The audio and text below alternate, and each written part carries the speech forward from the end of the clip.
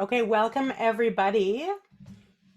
I'm going to wait while people enter the room here, but I just wanted to take a moment to introduce myself. My name is Nikki Campbell, and I'm the Education Coordinator here at the BCACC.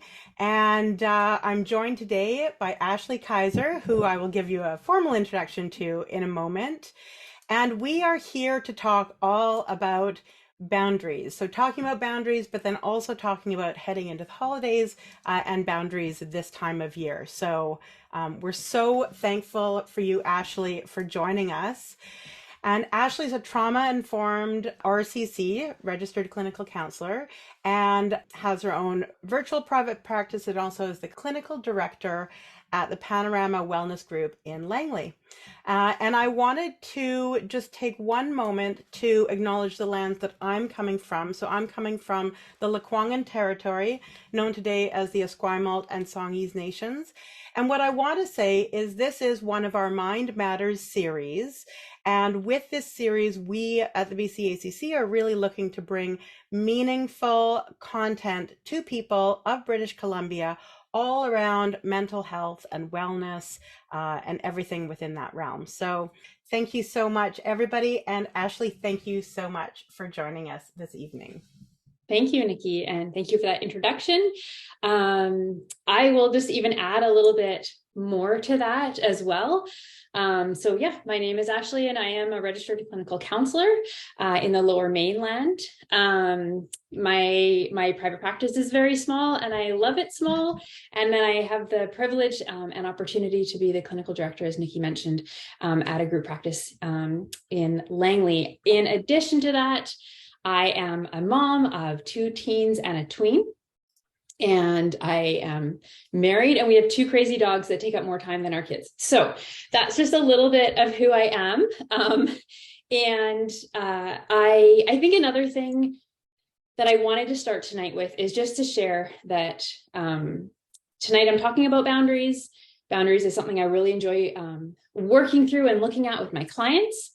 But also I'm kind of a student of boundaries. I think boundaries are this lifelong kind of learning journey about ourselves. And so as we grow and change and age and our life circumstances change and we're in different stages with our kids, with our careers, with everything that life kind of throws at us, boundaries are these ever moving, ever changing things. And so in that, I feel like I have some information and some knowledge, and I'm excited to share that with you tonight.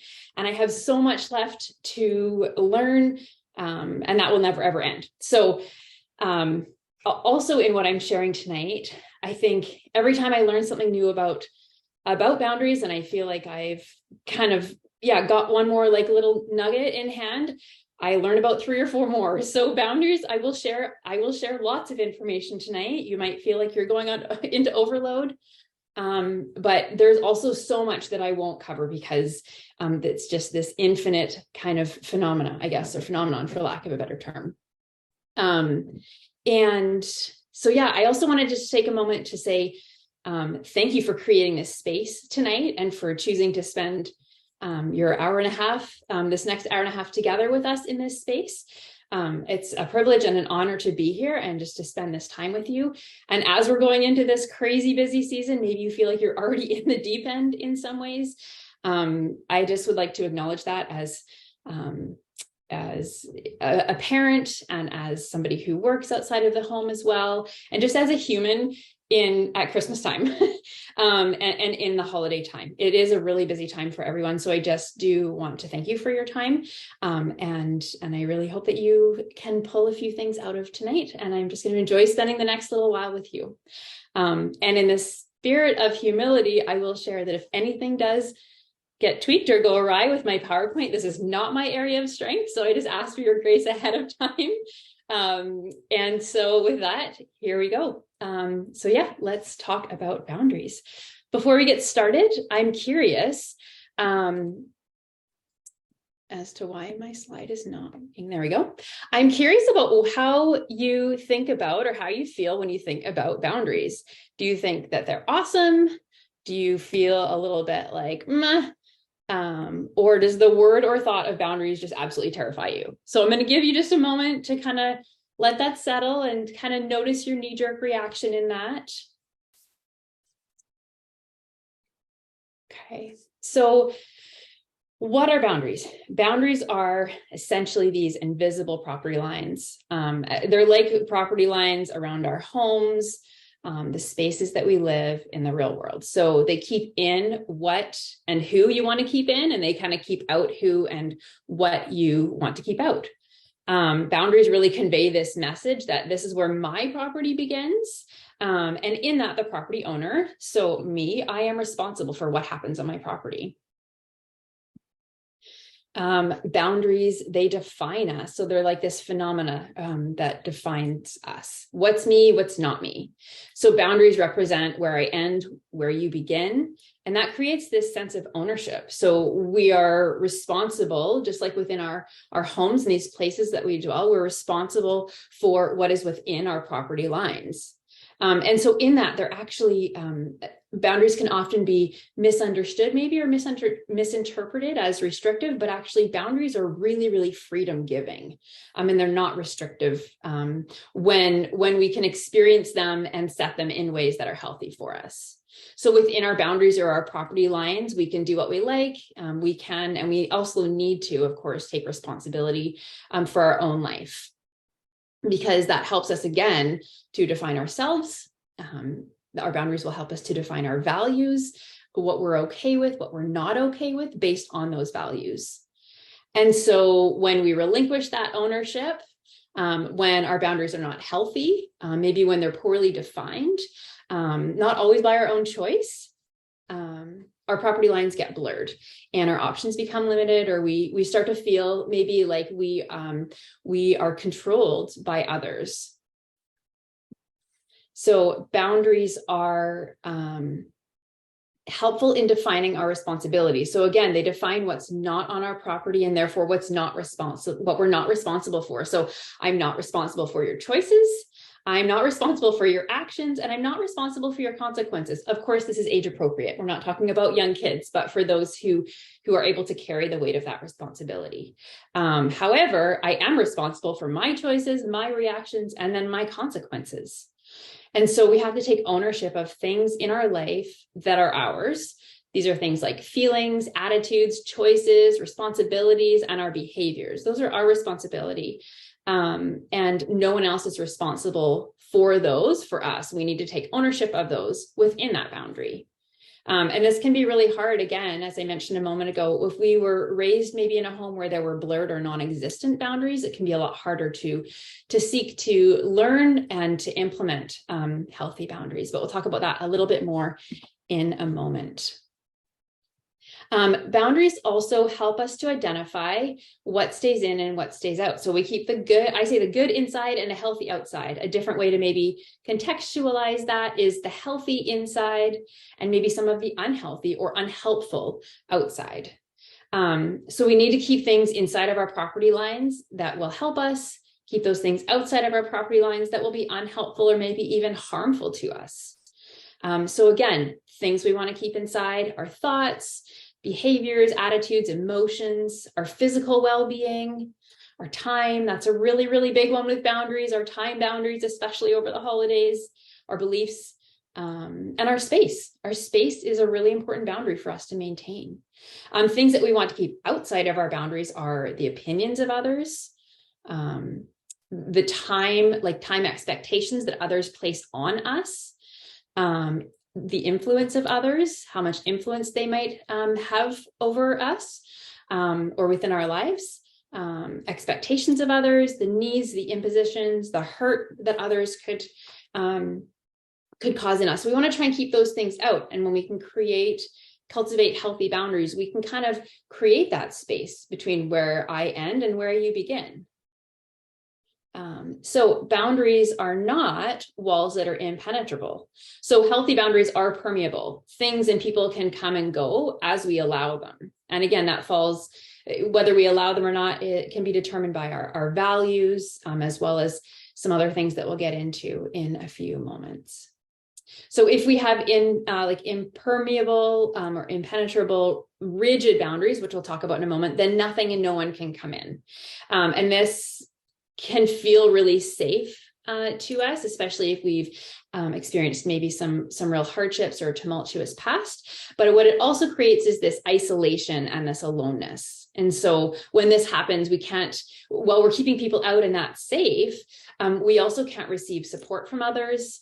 And the struggle with that is that we're biologically hardwired as humans for connection, for community, for people. We actually need our communities, we need our people, we need that support. And so when we wall ourselves off, when we like bring down these really hard, fast boundaries, maybe as a reaction to something that's happened to us, maybe because it feels protective in the moment, we actually end up creating an isolating experience for ourselves, and it actually in the long run doesn't help us, and we can begin to struggle more deeply. In the world of mental health, isolation is often where some of those mental health struggles will begin or can actually grow worse, because we don't have support in that effort to protect ourselves and keep people out. We don't have anyone who can kind of come alongside and say, yeah, me too. I've been there. I've experienced this. This is going to be really hard. I'm here for you. Things that we as humans need to hear and that experience that we need to receive. So when we're in this place and our walls are immovable and are impermeable, we carry the weight of our struggle all on our own. And so it ends up being actually quite a really difficult kind of place to be. So we're going to talk about 3 types of boundaries now. I've touched on them each a little bit, kind of named one of them at least, but we're going to really kind of dig down into what these 3 types of boundaries are. I talk about these quite a lot with my clients, and I'll also say and share that I am a really visual person. So for me, imagery or pictures are just really, really helpful. So again, when I share these with clients, I do share them in the context of pictures, because I find it really helps to just solidify some of the understanding around them. So the first type of boundary that I want to talk about or kind of describe is a rigid boundary. So a rigid boundary, again, you can kind of see it in the picture here, is I think of it as like a really tall brick wall, 7, 8, 9, maybe 10 feet high, really thick, probably some barbed wire. It's going to be pretty sharp at the top of it. Really nothing comes in, nothing goes out.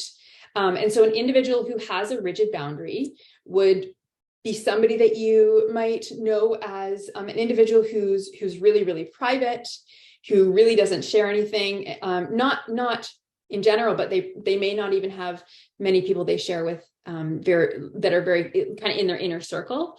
Maybe if you're identifying with this, you have somebody you're close with, but even with that person, you may not actually share fully vulnerably. And then to have people outside of that 1 or 2 people would be very rare, and that would maybe be uncomfortable. That would feel really risky. But probably those people, you would keep those people at a distance. So you're very private, and nothing really comes and nothing really goes. It feels safe, but again, when we come into moments of hardship or struggle, it can also be very lonely and very isolating.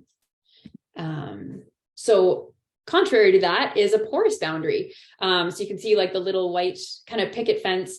I often think of it as well as, when you are in like on a green belt or a green space, and there are houses that back onto it or condos that back onto it. And there's kind of like that chain link fence. It's like 4 feet tall. So it tells me that's where that property ends. And then I know where the city property begins, but it's more of a suggestive property, a boundary. If I wanted to really get over it, I could probably take a running jump and hop over it, probably fall a little bit, but it wouldn't be that hard to get over. And so if we have porous boundaries, we are people who might be known to really overshare. We kind of share all of the things, a bit of that like verbal diarrhea. But it's like everybody kind of knows when everything's happening in our world and in our life. And we may have a few people who are closer to us. But really there's just, we just share all the things with all of the people. we can be known as oversharers. The struggle with a porous boundary is that because there's not really this where I end and where you begin kind of boundary or property kind of marker, what happens is other people's comments, their feedback, their opinion, all those things really influence how we feel about ourselves. They can really influence our self-confidence, our self-esteem, our self-worth, because again, there is no boundary. And so everything kind of just comes in, and we don't really sift through it. We don't really have that boundary that kind of creates that space. And so it's like everything is unfiltered, and it really does affect our identity to a point or to a degree, depending on the severity of it. And so that can be a bit of a difficult place to be. While you have all of this support, you've also kind of created, or you might experience who you are based on what so many other people think or say of you. And so when we have these porous boundaries, we can have really good days or really bad days based on sometimes the opinions of other people. And so that's a tough place to be as well. So the middle of these two is, of course, a healthy boundary. I think of it as, I mean, this is a beautiful gate picture image. I think of it as like a 5 or 6 foot fence. And in my little world, it is probably made of cedar, and it's quite nice looking, and it has a gate. And so it's tall enough that it's very clear that, you know, this is a divider. This is a property line. This is a very clear boundary. And yet, you know, we can probably peek and look over it. It doesn't feel like sharp. And there is a gate. And so when I wish to let people in, people are welcome to come in. And when it's time for people to go, there is a gate for them to leave. And so people with healthy boundaries, you would, or I should say, we would, not that I necessarily always have healthy boundaries, but we, as in a collective we, would have a group of people that we feel are our kind of safe friends, safe circle. And then we also have others who are maybe in a larger circle, but they don't get as much of us. They don't know about as much of us. And the relationships that we have, those people's opinions of us, thoughts of us, you know, their comments of and to us, they matter, but not to the point that they sway how we feel, or those kind of identity markers, again, that like self-worth and self-confidence and all that. So we take into consideration what those people say to us, because they are safe for us and to us, and they have been welcomed in through that gate, but they don't dictate kind of the rise and fall, the happy, the content and the discontent of our days and our lives. So let's look now at some examples of boundaries. So when I'm talking about this, let's keep in mind kind of this, like, let's look at all of these things through the lens of these 3 types of boundaries: rigid, porous, and healthy, that I've just talked about. And so in some of these examples, you might resonate with the particular type of boundary in some of them, and in others, you might resonate with a different type of boundary. So for example, in some of the examples, you might find, oh, I actually am doing really well in that area of my life. I feel like I have a healthy boundary. I've worked hard at this. And in other areas of your life, you might recognize, like, that is a bit of a rigid boundary, or that is a bit of a porous boundary, and I'm feeling some discomfort with that. And so, you know, maybe I'm going to look at how I can tweak that a little bit so that I feel that it's a healthier space for me. Our boundaries are created around what we value, as I mentioned earlier, and what's important to us. And so it's really important as well to note that in different seasons of your life, you're going to want to, and you're going to need to protect different things, like your time, your health, your space, your family, etc. That, like I say, that's a moving landscape. And so that will be ever changing. And we get to, and we have to readjust our boundaries in those different seasons and for those different, within those different areas of our life. And so even our values might change in different seasons of life. And so it's this ever moving and tweaking, kind of, again, phenomenon of how does this look, and what is healthy for me in this season, and what was healthy for you last season might not be healthy for you this season, and that's okay. It's okay to move and shift your boundaries based on that particular season of life. So just a reminder, I think I actually found this on Instagram the other day and it really spoke to me, that boundaries aren't these tall, thick brick walls. Healthy boundaries have a door. They're permeable. You can open and close that door as you need or want. So again, boundaries teach people where the door is. Okay. So an example, or several examples, I guess, of boundaries, and again, through the lens of, and in the context of rigid, porous, and healthy boundaries. So your skin is an example of a boundary. Your physical self is the way that you first learned in life that you are separate from other people. For example, your skin keeps in your internal self, your organs, your blood, your bones, everything else that makes up your insides. Your skin protects you by keeping germs outside, theoretically, not so much in flu season, but that's really kind of what it's there for, among other things. And so in the context of boundaries, when others won't stay out or they cross our skin boundary, we feel offended. We can feel violated if it's a really, really difficult experience or situation that we're in. If we've experienced abuse, we may have a poor sense of our boundaries, because the lesson that we were taught or that we received is that our physical boundaries didn't exist, or maybe that they were porous, or maybe we weren't even allowed to have boundaries in that context. And so that invisible property line that I've kind of referenced a few times is really very invisible, or potentially feels or might even be non-existent. So this can make establishing boundaries really, really challenging. In some ways, we can struggle to even trust ourselves and our physical boundaries, because another person or people have dictated or controlled our boundaries to the point that they may have become this way. And so we actually didn't have control over that. That was taken from us. And so this could be a really difficult area if this is part of your story.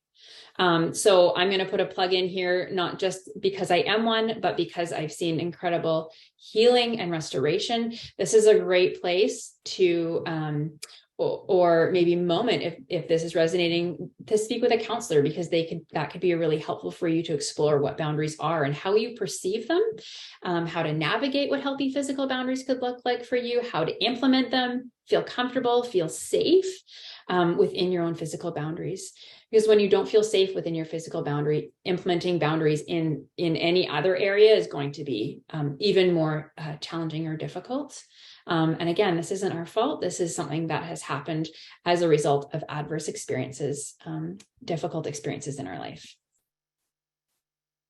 So another type of or example of boundaries are words. So if you have kids, if you've been around kids, if you've ever heard of young kids, you'll know that toddlers establish their boundaries with the word no.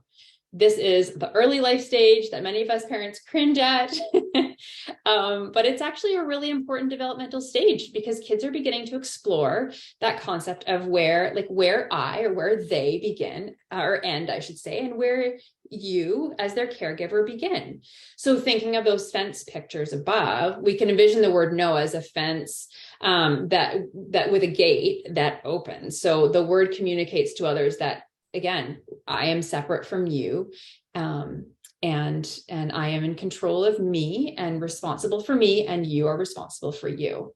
So, for example, no, I can't fix your car tomorrow. No, I'm not free to take care of the grandkids. I love them, and I am exhausted. No, I am unable to have people over. No, I don't like it when you do that. No, I can't bake that for tomorrow, but I hear Costco sells it. We need to say most of these things, not because we don't like or love or want to help or be with or support our loved ones or the people who are asking these things from us, but because we need to maintain control or that healthy space within our boundaries and within our property. So no, I recognize no can be it can feel like a really abrasive, really confrontational word. And so maybe we can take a moment to just kind of reframe our perspective. If saying no is really difficult for you, as it is for so many of us. When we say no to someone, it means that we're saying yes to ourselves. Again, it defines where our property line is. Yes, I value my needs, and my wants as very important. Yes, I will do this or I will do that. Yes, I'm pretty sure Costco has them on sale this week, for example. Your words help people understand where your property lines are. So yes, I like that. No, I don't like that. Yes, I will do that. No, I will not do that. And so when people get a clear understanding of where we end and where they begin, where our property lines are, they come to respect us. That's a little bit counterintuitive. And I know it took me a long time to kind of not buy into it, but really fully understand and embrace how that could be. And it's because they will know what to expect from us. People who are respected by others, it's because it's known what's expected of them and what's not expected. So this clear is kind, unclear is unkind. So these you may recognize as Brene Brown's words. So Brene Brown, one of my favorite authors, she's done some phenomenal TED Talks. She's written a bunch of books. She would call herself a researcher storyteller. Her work on boundaries is absolutely fantastic and has shown that while boundaries are so hard to establish, so difficult, takes so much work, and are often people who establish boundaries are misunderstood.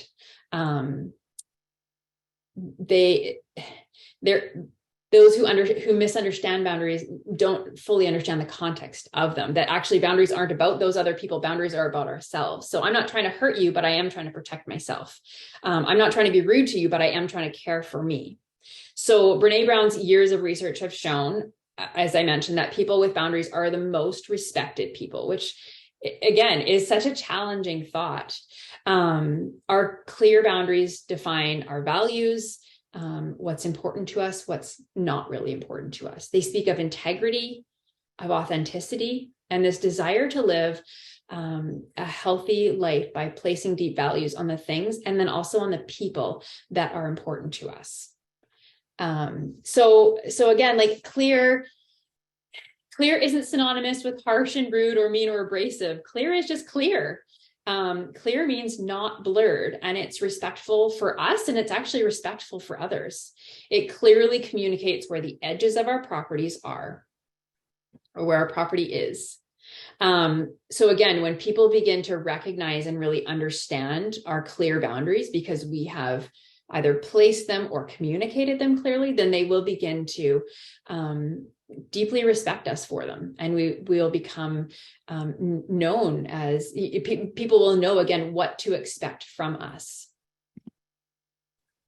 So another example of a boundary is so space. Within space, I actually have a couple, and so the first one is emotional. So emotional boundaries give your feelings, your heart, your sense of self a way to experience feelings of safety. So this is particularly important again for people who have maybe experienced really difficult relationships.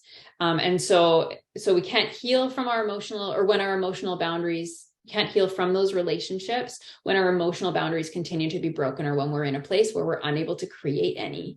Emotionally distancing ourselves from a person who, and this isn't just in the context of a romantic relationship, this can be really any kind of relationship.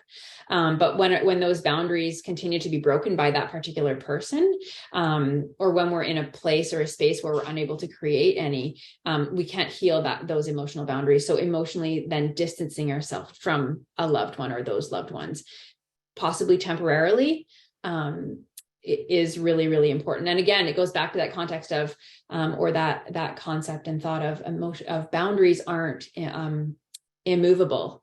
They can shift and move depending on the season. So maybe distancing yourself from somebody who is unhelpful in your life, emotionally or otherwise, is needed for a time while we heal from negative experiences.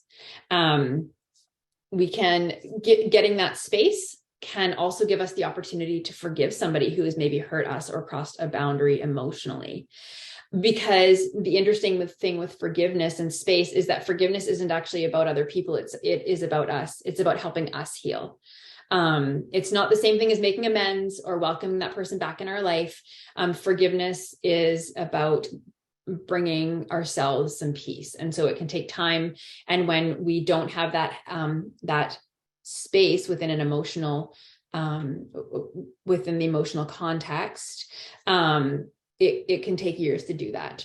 So space is really important. Emotional boundaries are really difficult because we are biologically hardwired for connection. We do need people. We do need other humans. We need loved ones, partners, children, family, friends, coworkers in order to thrive. So when our boundaries have been disregarded in an unhealthy relationship, it's really important to implement boundaries and to build space between us and the person who is hurting us in any way. Many of us can suffer in silence because the fear of being alone seems less painful or seems easier than the feelings that come with staying in those hurtful patterns. And again, that goes back to that biological need for connection. It's an interesting kind of place to sit. Another space boundary is physical or geographical. Sometimes we just need to move away or steer clear of the people who are continually infringing upon or challenging our boundaries. This could be necessary with a family or family member or a friend who is constantly knocking at your door, walking in to grab a beer, wanting a visit, needing last minute childcare on a regular basis, really any of that kind of stuff. If that doesn't feel good to you, if that is not helpful to you, if it feels like you don't really have a choice in that thing, maybe being curious about what your boundaries are could be a healthy practice. It seems really hard. The thought of physically distancing ourselves seems really hard, but let's kind of revisit that thought that healthy boundaries are there to protect us. They're actually there to give us freedom, and they communicate our self-respect. And geographical space will give that other person just that, the space to deal with the problem, which is quite potentially them. Okay, so a few myths about boundaries, and some of these are probably going to be fairly evident, or maybe you would have already come to this conclusion before tonight, or maybe you've kind of come to the conclusion throughout our time together so far. But I thought it would be a good kind of exercise to walk through. So the first myth: boundaries are selfish. No, setting healthy boundaries allows us to care more for others than we would if we were boundaryless. It might sound a little bit contradictory, but if we put ourselves and our needs first with our healthy boundaries, so that kind of, I think, is it metaphor adage of filling our cup, we can't pour into others if we haven't filled our own cup. So if we don't have healthy boundaries and we can't take care of ourselves, we can't bring our best to other people. Selfishness means that we are focused on our own wants, needs, and desires to the point that we don't offer any of ourselves because we don't have anything left to give. But healthy boundaries actually allow us to meet our own needs: physical, mental, emotional, social, spiritual, et cetera, and meeting these needs is something that only we can do for ourselves. It's our responsibility. Again, that responsibility that falls within our property lines. As adults, we need to be able to meet our own needs so that we can then help to meet the needs of those who rely on us and who need us. Again, we are responsible for us. So saying no to something for someone else means that we're saying yes to ourselves and to our needs. The next myth: setting boundaries hurts other people, especially loved ones. False. Setting a healthy boundary is not a way of controlling or hurting others. Boundaries prevent our resources, our time, our money, our emotions, our space, our energy from being taken from you when you don't want them taken or when you're unable to give them.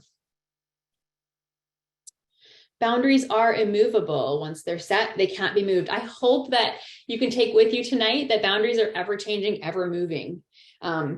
And they're yours. They are the way that you set them up for yourself to protect you, to protect your resources, the ones that I had just mentioned. And again, in different seasons of life, you'll have more or less of these resources, and your boundaries will then change because you'll be able to give more of yourself or less of yourself. And that's just all part of changing seasons of life and that landscape.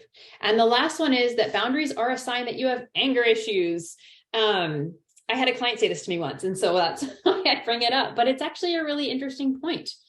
If you feel as though you have, or you recognize even that you've struggled to set boundaries with friends or family, maybe you've noticed that you struggle with boundaries altogether, like just in general.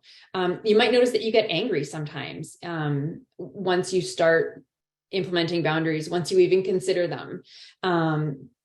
And maybe you get angry because it's a frustrating exercise that seems like it takes more effort than the reward is. So I would encourage you, I would invite you to pay attention to that anger and maybe be curious. What is that anger telling you? Is there something underneath that anger? It could be one idea, one thought is that your boundaries were maybe previously violated. Maybe they were by no fault of your own. They were crossed over and over again. The anger you could feel would be then from the past. It would be like old anger.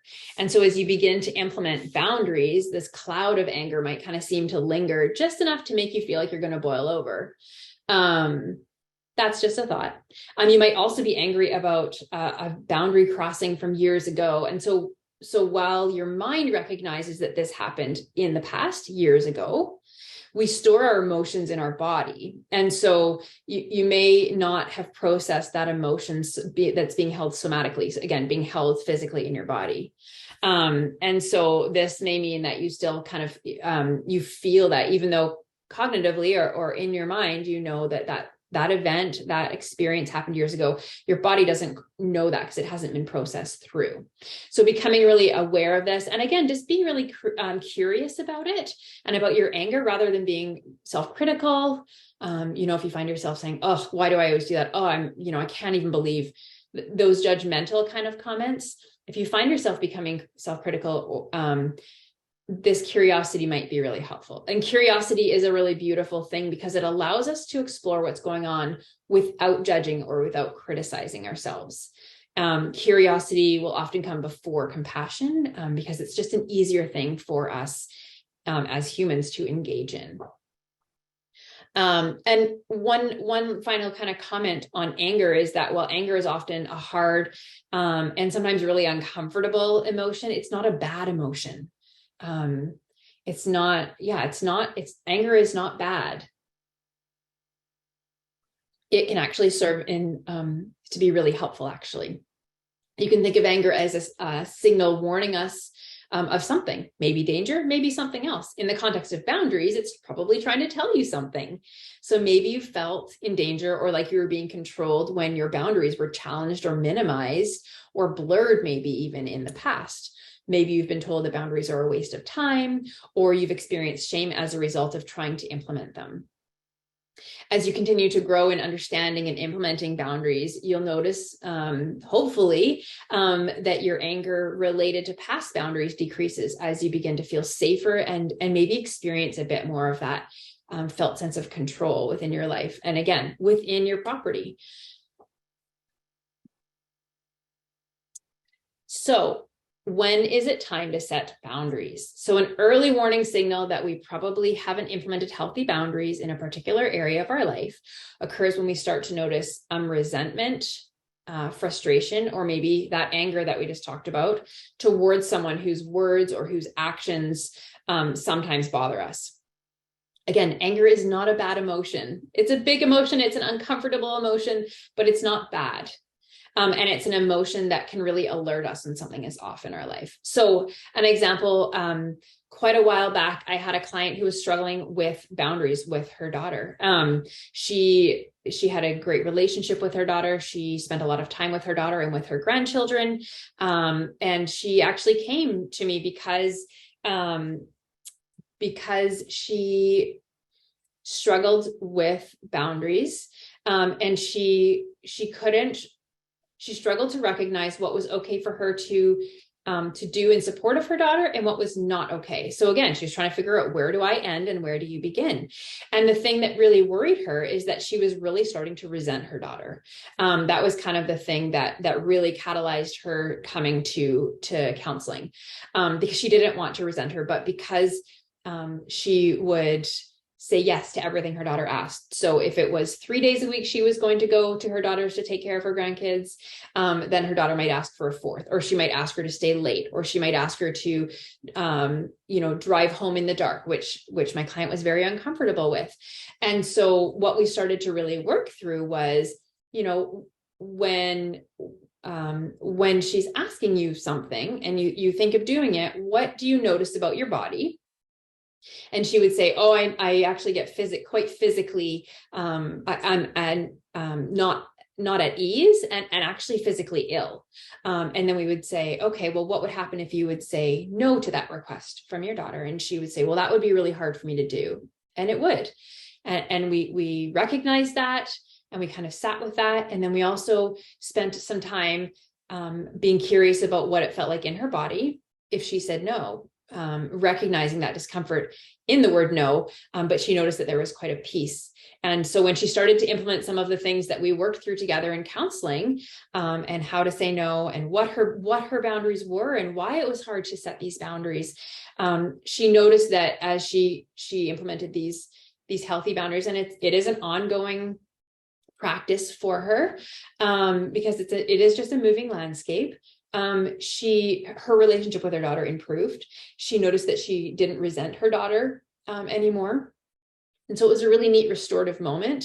But again, there was resentment, and there was anger, and there was actually this physical, not even discomfort, but actually illness, that she would feel, because these boundaries were so blurred, and she and her daughter were quite connected, enmeshed. So acknowledging when we start to notice those feelings of resentment, it was really interesting for this client. Like it was really helpful and hopeful for her to acknowledge this resentment. It's a really important first step when growing in the area of healthy boundaries. Again, it's that thing of being really curious about what's happening without judging ourselves for what's happening in us, for the feeling that we're having, for the thought that we're noticing. And it's super helpful to begin understanding, like, what is going on here, and why am I noticing this discomfort within me? So you can think of resentment as kind of a yellow flag on its way to red. The thought of being honest about our hurt or our frustration can be enough to cause us to do everything we can to kind of turn the other cheek. Like, research is showing us that when we minimize or ignore or pretend that these emotions don't exist. So again, my client was trying to ignore this resentment and this anger that she felt. We actually don't do ourselves a favor when we do that, though. We can't really push it down. We can't push it down. We can't push it down in a healthy kind of way. And so while many of us were maybe taught, as we were growing up, to keep quiet or to be polite, I recently had a client say, kids in my home were not even to be seen and not heard. They weren't to be seen or heard. In the context of boundaries, many of us might have been told it's not a big deal. Just let it go. Allow that person who's infringing on your boundaries to keep infringing on your boundaries. Just let them be themselves. They live life really big. And these experiences may have caused many of us to kind of stuff down our emotions and keep them inside and not be honest about the experiences that we were having. And the result from these experiences, from stuffing down this emotion, from ignoring our frustration or our resentment or our anger, are our mental health struggles, depression and anxiety, and actually physical struggles, asthma, cancer, and several other ones. So I'm not trying to be like dramatic, but boundaries are a really serious influencer of our overall health and future through that lens. So going to that mind-body kind of connection or link, Gabor Mate, you also may have heard of him. He's now retired. He's a physician who worked for 20 years in Vancouver. Vancouver practiced palliative care. Then he worked for 10 years in Vancouver's downtown east side with patients struggling with drug addiction, mental illness. He's become an internationally known expert in addiction, trauma, childhood development, and relational stress and illness. And the relationship between stress and illness. So one of his books is When the Body Says No, and it addresses that mind-body link. And so he spent years studying the effects of stress and how stress and our emotions play in a whole host of diseases and illnesses, everything from arthritis, cancer, to diabetes, heart disease, asthma, like I mentioned, multiple sclerosis, and some other ones. So I could talk for hours about this book, so I'm just going to leave it there. And if you want to take a screen capture of that or a photo on your phone, or write it down somewhere, I encourage you and invite you to do that. But he really does talk about how when we push down these emotions, and again, some of them result from boundaries, we can experience real physical distress, dis-ease, and disease later on in our life. So it's quite interesting the way that our mind and our body, our emotions and our body, all of those things are so interconnected. Another just briefly interesting topic that Matej addresses is how we as humans have two real fundamental, or our two greatest needs are autonomy and attachment. But the interesting thing is, and it goes back to this neurobiological need for attachment will win out over autonomy every time. So if it comes down to it, what that means is, if it comes down to it, we will choose attachment every time, even if it's not healthy. What we get from those moments, the unhealthy attachment with another over that fear of autonomy, fear of being alone, that, oh, somebody needs me, I am needed. But it's not always a healthy need from other people or from another person. So thinking again about those healthy boundaries, if we're boundaried well and in a healthy way, we can say, I need space, or I won't do that because, and if we want, we can set a reason, don't have to, and we don't have to fear that loss of attachment. So this is really hard to do if we've experienced any sort of trauma or aloneness or isolation, especially as many of us have, probably all of us to some degree in the last several years. Because it's a really uncomfortable place to be. That feeling of detaching ourselves from someone who is unhelpful in our life can be really, really difficult. In the long run, though, our inability to be okay alone to some degree, and that doesn't mean alone isolation, but to be able to have that healthy boundary around us, and the coupled with that need to attach to others, which could be synonymous with people pleasing and not having boundaries, can be very, very harmful to us. I feel like that was a really, really big thought. I apologize if I blew over it really quickly. But to summarize it in a sentence or two is, we do need attachment. Healthy boundaries can actually help us to do that. And if we are unhealthily attached to someone, if we have enmeshed boundaries, if we have blurred boundaries, we notice resentment, anger, some other really big emotions and really big thoughts, and we continue to push them down. That's at our expense, and we could experience some pretty significant struggles in our future physically. So the last kind of flag of when do you know it's time to set boundaries is you will maybe feel a little bit guilty, and you'll be okay with that. So maybe you've toyed with the thought of boundaries and you're feeling a little bit guilty about it, because often when we start to implement boundaries, the word no or a decision contrary to what we would typically make will cause us some discomfort. Oh, this isn't how I usually react, or this isn't what people expect from me. And that's okay. It means that we're starting to build that fence around our property lines. That discomfort in the guilt could be our own personal growth. I don't know if you've built a really good solid fence with a gate in this group, anyone here, but about 6 or 7 years ago, my husband and I, we did that. We built a really beautiful fence. When I say my husband and I mean, my husband built it. I kept the kids alive. That's how we divided that labor. We had to dig the holes for the posts, and then we had to mix the cement. We had to pour the cement. We had to add the posts. And then it was the complexities of the actual fence. Designing it, deciding what it would look like, figuring out where those particular fence lines were, figuring out how tall, how decorative, all of the blood, sweat, and tears that went into that. The gate had to be affixed with special hinges. Every couple of years, we had to maintain it. We had to stain it because it was a wood fence. It took so much effort. It was beautiful. We had people in our community talking about it. It was a gorgeous fence. We felt safe in our yard. We knew that our kids were safe in our yard. Friends would come in and out through that gate. when invited. And it was just so rewarding to look at, knowing that we'd spent so much time thinking about it, planning about it, and then building it. The guilt in this process for my husband and I was that we missed out on some experiences with friends, some adventures with our kids, some maybe downtime, relaxing and resting time, because we wanted to build this fence. And it was okay in that season because we knew that this was really important to us and it kept our family safe. So boundaries can sometimes make us feel a little bit guilty because they're foreign, as well as being hard work. Our conscience might be feeling a little bit judgy, and that doesn't feel good. But again, just be really curious. Take that posture of wondering, why do you feel guilty? Where is the guilt in that? What's that about? Are boundaries contrary maybe to how you were raised? Are they foreign to you now? Are they something that you don't practice very often, or you really struggled to maybe practice, maybe because of misunderstanding them? What about them do you find to be particularly uncomfortable?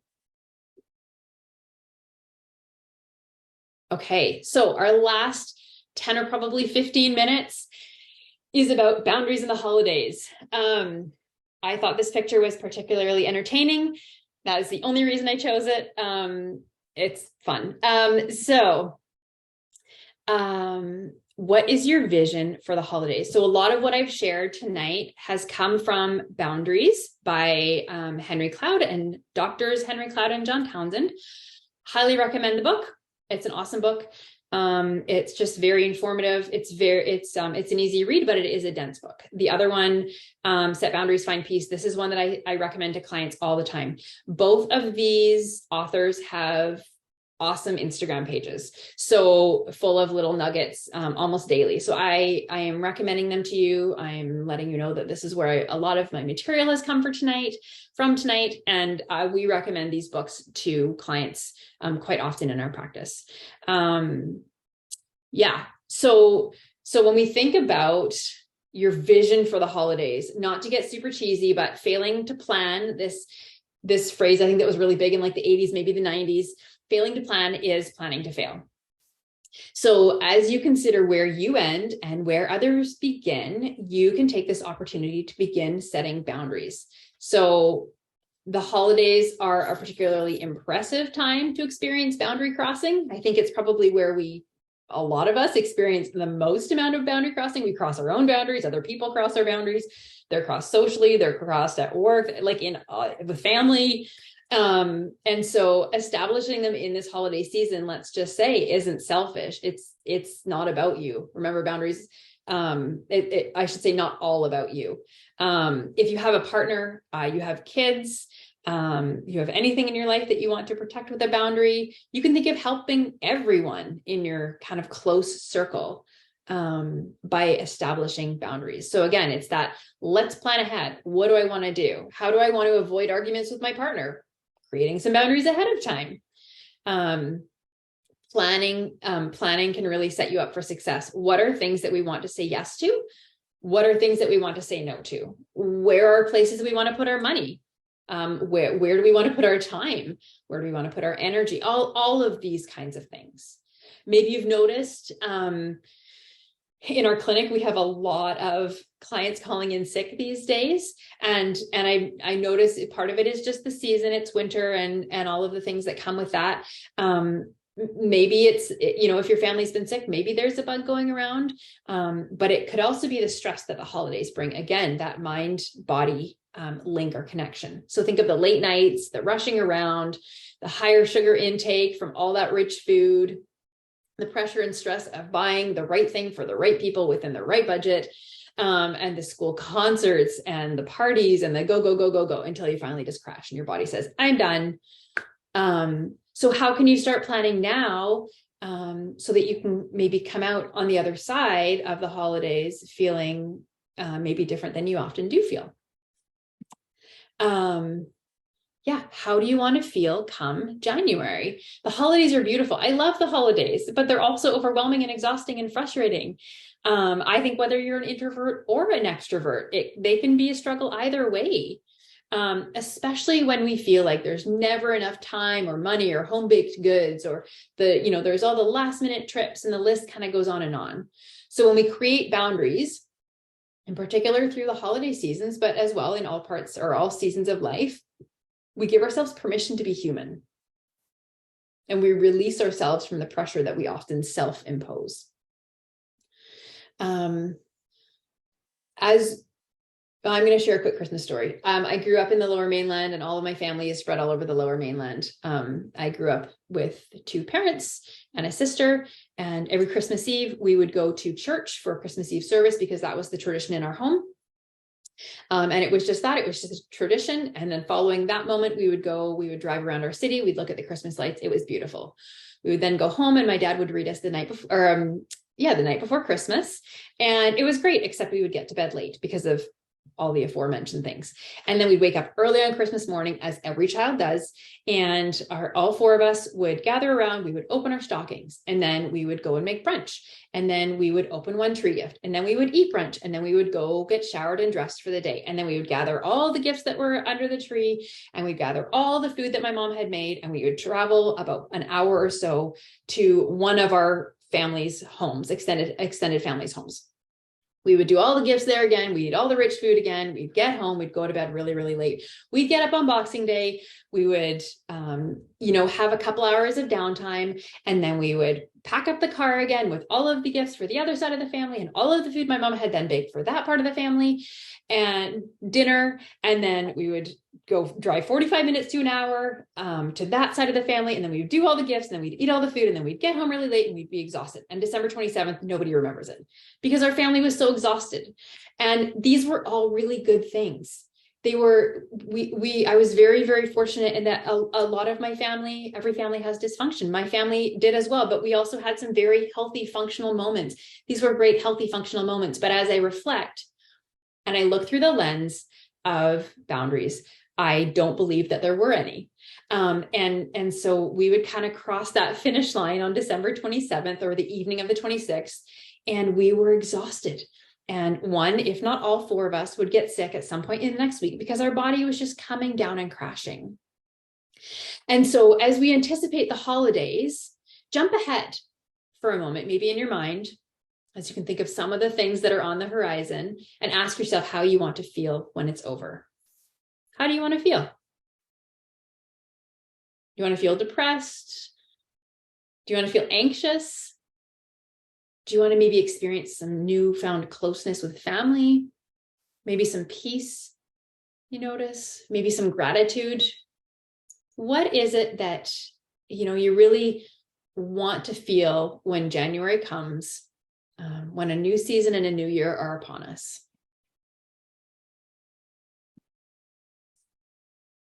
Okay. And then how do you want, so then we're going to back up a little bit. How do you want to feel during or throughout the holidays as you're in the thick of it? Because I think looking back and feeling a little bit overwhelmed by it all is difficult, but being in the middle of it and feeling overwhelmed is a lot. So as you notice the holidays, what do you notice in your body? Do you notice your shoulders kind of go up? Or do you notice there's tension in your neck? Maybe as you think of what the next 3 weeks will bring, your heart starts to flutter a little bit more than normal. Maybe your stomach feels a little bit nauseous. For me, when I start waking up with headaches in the morning, I know it's often because of stress. And so I have to kind of recalibrate, and I have to reassess what's going on. What do I need to maybe stop doing? What do I need to pause for a season? What do I need to slow down in? My body, as all human bodies, physically react and respond to memories, to pressure that comes up with the season. So sometimes the expectations that come with the holidays, or even the difficult moments, trying to navigate the logistics of getting those particular family members in the same room together and maintaining the peace, maybe even seeing all of your family at the same time, that can be very stressful. So now is a really good time to consider how you might want to feel during the holidays, when you're in the thick of those parties and all of the baking and the food and the gifts and the late nights and just the go, go, go, go, go that the season might often bring to your life. And so what are your goals for this holiday season? I want to give you a moment to just think, maybe dream a little bit about your desired future post-holidays state. Think about where you want to end up after the holidays mentally, emotionally, physically. So maybe let's just spend a moment reflecting on what your vision for your holidays could be. Just give yourself permission to dream a little bit. And in doing so, set a few small goals about what you want to do and what you don't want to do. Both are very important. So you want to consider just taking a moment to contemplate, to decide, to maybe question and be curious about, to write down how you can set yourself up for a holiday season that you can thrive in.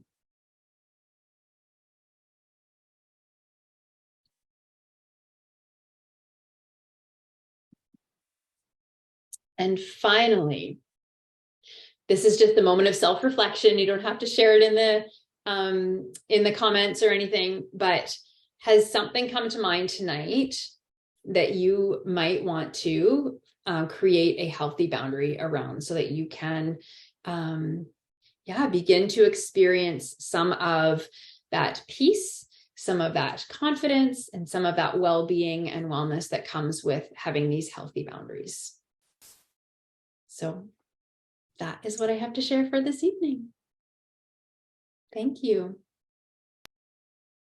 Thank you so much. Here, I'll just switch this really quickly. Thank you so much, Ashleigh. And I know people are contemplating for a moment, and we'll open it up for questions in a minute. So either in the Q&A, or you can raise your hand and come on via your voice. I loved approaching your feelings and reactions with curiosity. Yeah. And there was a comment that came early on in the chat saying, boundaries is a space to have contact with others, which really complements a lot of what you're saying. Yeah. So, yeah, that was great. If there's any questions, feel free to raise your hand or put it in the Q&A. Someone early in the talk said, I wonder if porous is sometimes necessary. This is going back a little bit. I feel like I either have things that are allowed or not, gate open or closed, which makes things seem really abrupt. Yeah, and I would wonder, I guess, maybe some of the context of that, because I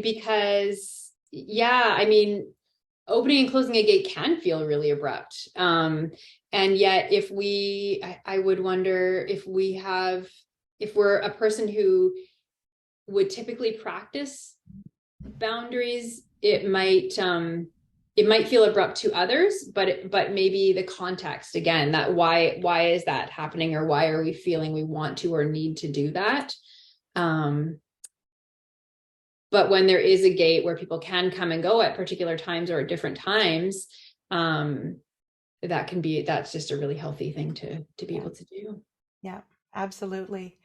And what do people do if they are finding themselves with competing interests all around them? So there's even multiple external needs that are being put onto you. And I guess it really is just recognizing that feeling, being okay with. Yeah. And I think as well, it's like, what do you value? What's really important to you? And so much of where our boundaries can be, again, those external asks or needs or demands of us in all the different ways. What do we value? And so when we know what we value and what's important, then we can say yes, or we can say no, or we can say not right now. For example, we can have a boundary that we, say we're a grandparent and we take care of our grandkids twice a week. And we're quite firm about that. We could have a week where we have actually a whole bunch of open time and availability, and we think, or we decide, actually, I would like to spend that third day with my grandchildren. And so again, boundaries give us that ability to kind of move back and forth, not in a in a sporadic, unpredictable way, but in a way that says, I am healthy right now and these are my boundaries, and I do have some extra space within my world right now, and so I want to invest my time, my energy, my resources in this place. Yeah, that's great. So attaching to your values. Yeah, Yeah. that's are there any questions from the rest of the room? I know a lot of appreciation in the chat. Hmm.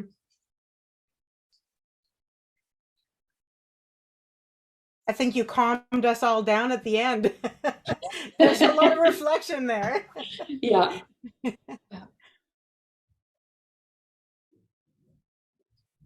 Well, if I that's so interesting, we'll leave it like that. Um, what I would love to do is just say to everyone, we will be sharing all the links in a follow-up email, and I will share Ashleigh's website. And also, if you want to come to more of these sessions or just hear about them and watch the recordings afterwards, we will send a link to our newsletter as well, so you can stay up to date. Oh, wait a minute. I may have gone too soon. I was going too fast. There's still like reflecting going on. That's right. They were reflecting. So Yeah, one moment. yeah. We're going to go back to a couple of questions. Okay. How to deal with the role of peacekeeper? I don't know the context of it. I mean, I would ask, like, are you the peacekeeper? Or if I would say, oh goodness, if you are the peacekeeper, I was actually watching something on boundaries today, and it was talking about, so this is similar, but a bit outside of that, where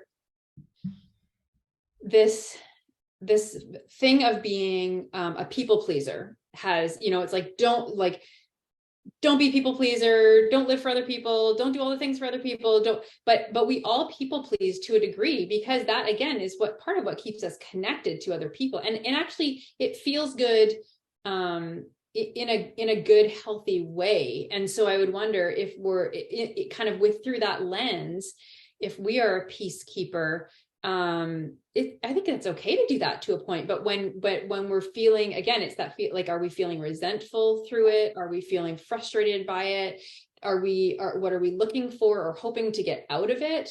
Then that's where maybe the question of that stance of curiosity, like what's happening for me in this moment, would kind of play a role in that. Yeah, that really resonated when you said it's paying attention to the resentment and frustration that might be bubbling up as an indicator. Yeah. Yeah, Yeah. yeah. Yeah. So hopefully that is, oh yeah, within the family is what, so yes.